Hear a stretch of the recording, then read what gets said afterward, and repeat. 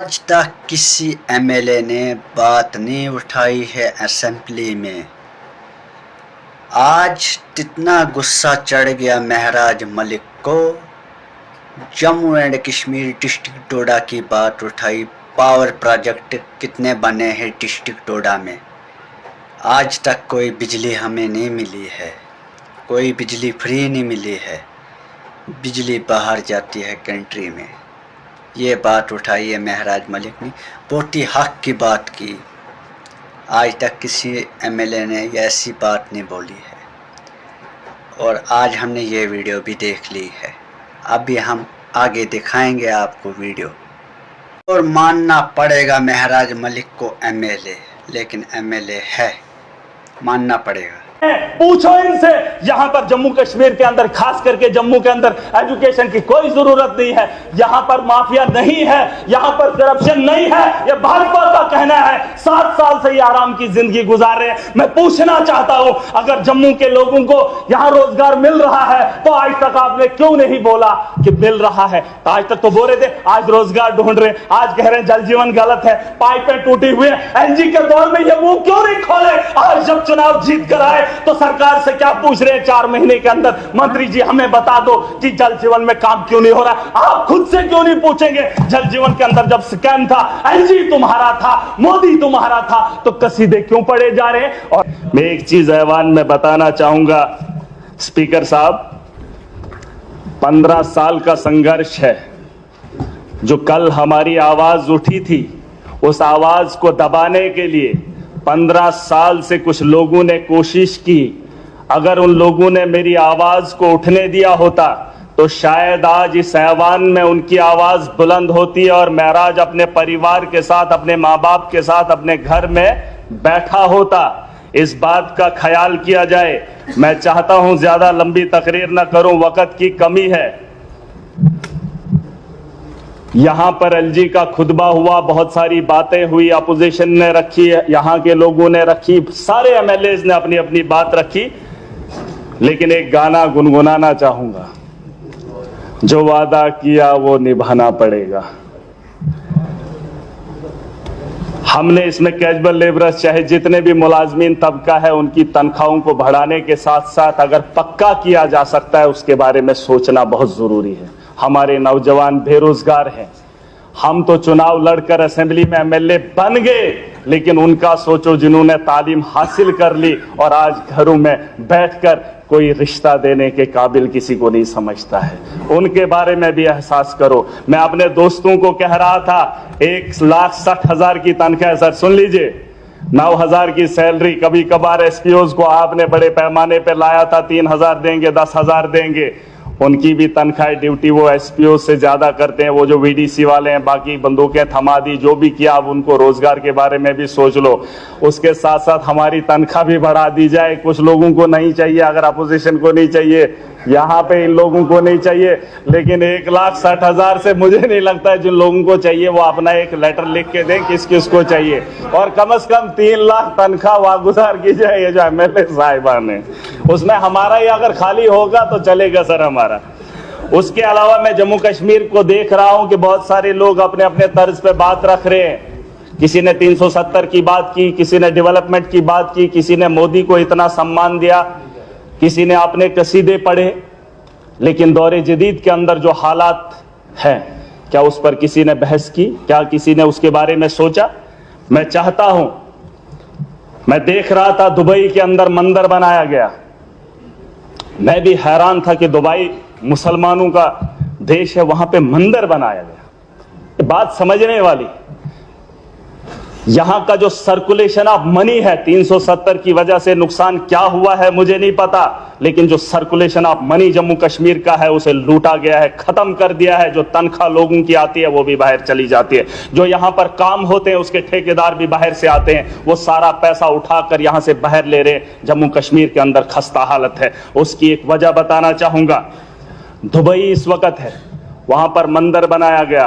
BJP ने दावा किया कि हमारे मोदी जी ने मंदिर बनाया। जानते हो, जब मुझे मौका मिला, मैं समझने की कोशिश किया तो पता चलता है कि वहां तेल के कुएं हैं रेगिस्तान के अंदर, वहां पर जरखेज जमीन नहीं है, बंजर जमीन से तेल भी निकाला। और जब उन्हें पता चला कि आने वाले कल में तेल का जब खात्मा होगा तो टूरिज्म के जरिए उसको तो है तरक्की याफ्ता बनाएंगे। वो 20 साल 30 साल 100 साल की सोच रखते हैं, इसलिए उन्होंने मंदिर बनाया। यहां चैंपियंस ट्रॉफी का मैच दुबई में खेला जाएगा और भारत के लोग वहां पर जाएंगे, जब सैर और तफरी करेंगे, वहां के होटलों में रुकेंगे, रेवेन्यू जनरेट होगा। तो बताओ, अगर रेगिस्तान का जैसा शहर इस वक्त पिकनिक स्पॉट बना सकता है, लोगों को, ये जो टूरिस्ट को जो है लुभाने के लिए बड़ी बड़ी बिल्डिंगें बना सकता है बंजर जमीन में, हमारे जम्मू कश्मीर में क्या खूबसूरती की कमी है।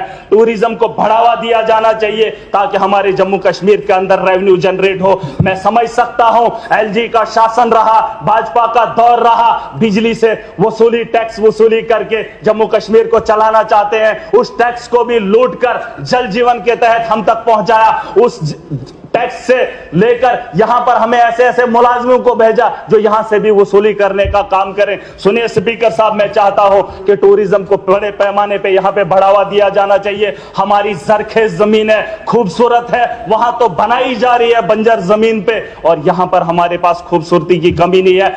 मेरा खिताए चिनाब है, मेरे यहाँ पीर पंजाल है, जम्मू का अलग एक अपनी खूबसूरती है। बड़े बड़े मुल्कों को मैंने देखा, बर्फ पड़ती है तो पूरे मुल्क में पड़ती है। मेरा जम्मू कश्मीर सच में जन्नत है। आप कश्मीर में देखेंगे तो बर्फ आपको मिलेगी, आप जम्मू में आएंगे तो यहाँ पे बर्फ का एक बूंद भी आपको नहीं देखने को मिलेगी। ये छोटे से हिस्से में अगर इतनी खूबसूरती है तो यहाँ टूरिज्म की कमी क्यों है, उसमें बढ़ावा देने की कोशिश की जानी चाहिए। मैं आखिरी बात खत्म कर रहा हूं, नहीं मैं मुद्दे की बात, मैं लड़ाई कर ही नहीं रहा हूं, मैं लड़ाई कर ही नहीं रहा हूं। अभी सब लोग बोल रहे हैं मैंने मांगा इनका टाइम, इनका टाइम। सर सुन लीजिए, सर सुन लीजिए, मैं चाहता हूं कि यहां बड़े पैमाने पे इंटरनेशनल, दुबई की टीम है ही नहीं, इस वक्त फाइनल दुबई में खेला जा रहा है। क्या जम्मू कश्मीर के अंदर ऐसा ग्राउंड नहीं होना चाहिए कि हमारे यहाँ क्रिकेट के इतने शौकीन भी है, नौजवान खेलना भी चाहते हैं, खेलो इंडिया भी है, ग्राउंड नहीं है हमारे पास। मैं चाहता हूं इंटरनेशनल ग्राउंड यहां पर हो जिससे रेवेन्यू जनरेट हो, बड़े पैमाने पे इसके बारे में सोचा जाना चाहिए। इनकी सरकार आई, चुहलाने से जम्मू कश्मीर को चलाना चाहती है, चुहलाने से, चुहलाने की रसीद काट कर जम्मू कश्मीर का रेवेन्यू जनरेट करना चाहते हैं। स्पीकर साहब मेरी बात को सुन लीजिए गौर से, रेवेन्यू जनरेट तभी होगा, यहां पर माफिया है। मेरे यहां म्युनिसिपैलिटी में टेंडर 1 करोड़ का लगता है, सुन लीजिए 1 करोड़ का। जब वो 1 करोड़ टेंडर ठेकेदार उठाता है तो वही ठेकेदार उसी साल उसी टेंडर से 5 गुना ज्यादा कमाता है। बताओ अगर वो पैसा म्युनिसिपैलिटी में लगता 5 करोड़, 1 करोड़ की जगह 5 करोड़, लेकिन वो 4 करोड़ कमाने वाला ठेकेदार।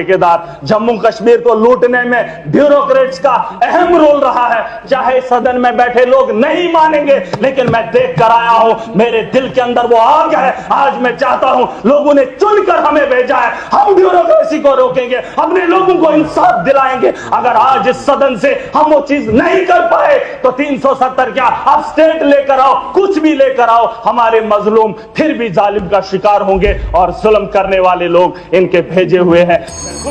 मैं खुश था। मैं चाहता हूं कि क्वेश्चन सिर्फ भाजपा के लोग करें, क्योंकि क्वेश्चन में इन्होंने कहा जल जीवन में घोटाला है, ब्यूरोक्रेसी नहीं मानती है। मैं यहां भी सरकार में जो बैठे लोग हैं ये क्वेश्चन उनको दे ताकि ये उगले कि 10 साल के अंदर हमारी नाकामी क्या रही। इन्होंने कहा कि यूएलबी के यहां पर पता नहीं क्या, ये जीए कौन सा है, ये 1 मिनट, जेडीबी कहते वहां पर ये कुछ कर रहे हैं, पूछो इनसे।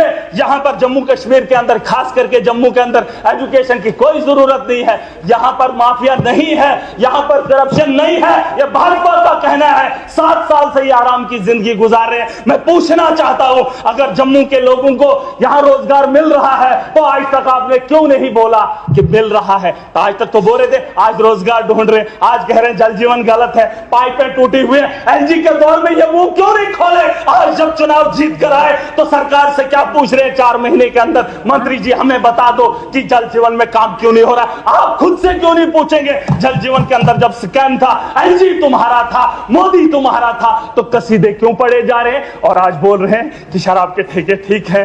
आप स्कूल हमें नहीं चाहिए, हमें वो नहीं चाहिए, हमें फलाना। जम्मू के अंदर सब ठीक है, अगर बने तो जो विपक्ष में बैठे लोग चुनकर वादा करके आए, कम से कम उन लोगों को ख्याल करने दें। इनका तो मोदी जी देख लेगा जनाब, इनका मोदी जी देख लेगा, बाकी जो लोग आए हैं वो अपने मुस्तकबिल खुद तय करेंगे। खुदा हाफिज। और मैं चाहूंगा, आज माह रमजान का महीना है, अभी बात खत्म नहीं हुई है, आगे आने वाले दिनों में बात करूंगा। मैं चाहूंगा सर, और कल इन्होंने नशे पे बात करते हुए सर सुन लीजिए, किसी भी हाउस में बैठे हुए शख्स ने ये नहीं पूछा क्या नशा ये लोग बेचते हैं, इनके पास कीमतों का पता है, इनके पास नशा बनाने की चीजें हैं। और महराज को जिस शख्स ने बोला तब किसी ने मुंह नहीं खोला। और इस हाउस के अंदर ये बेचने वाले इनको तकलीफ हो रही है। आज क्वेश्चन दे रहा था, खड के बारे में पूछा जा रहा है, बीजेपी के लोग पूछ रहे खड के बारे में। खड से फायदा किसको? खड से फायदा इनको क्या फायदा?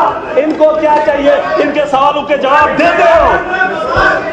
अल्ताफ अहमद कुल्लू साहब आप बोले।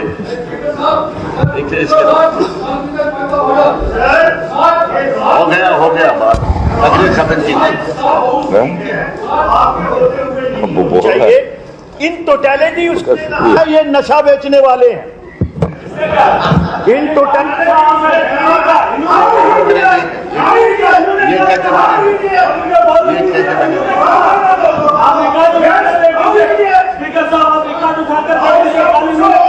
ये कहते मैंने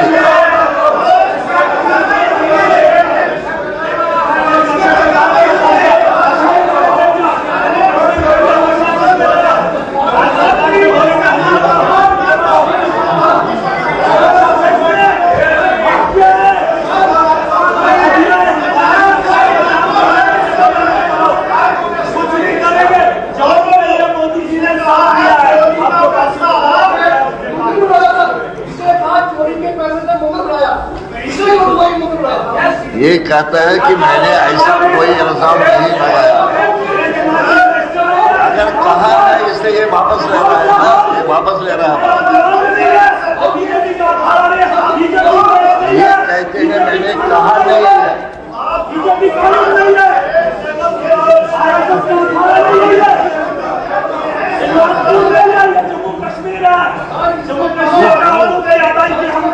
चले बस मेरा साहब आप तशरीफ नहीं, ऑनरेबल मेंबर साहब कह रहे हैं मैंने ऐसी बात कोई कही नहीं है। उसका मतलब अगर कहीं भी है तो वापस ले रहे हैं, तो आपको क्या परेशानी है?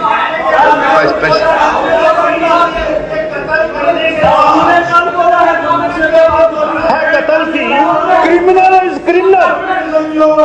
ये नहीं है। यहाँ हम पार्लियामेंट लैंग्वेज की इस्तेमाल करेंगे। खुद कह रहे हैं, ये इनकार कर रहे हैं।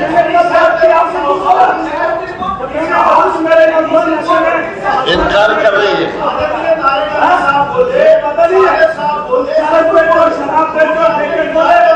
की बहुत सी बातें उन्होंने गलत बातें नहीं की। बस प्लीज मेहरबानी करके देखो, टाइम कम है, आपको भी बोलना है, टाइम कम है। डिसेंसी से करना चाहिए। मैं एग्री करता हूं कि किसी के जज्बात और खेलने की इजाजत नहीं दी जा सकती। अब तशरीफ रखिए। कुल्लू साहब बोले, आप कुल्लू साहब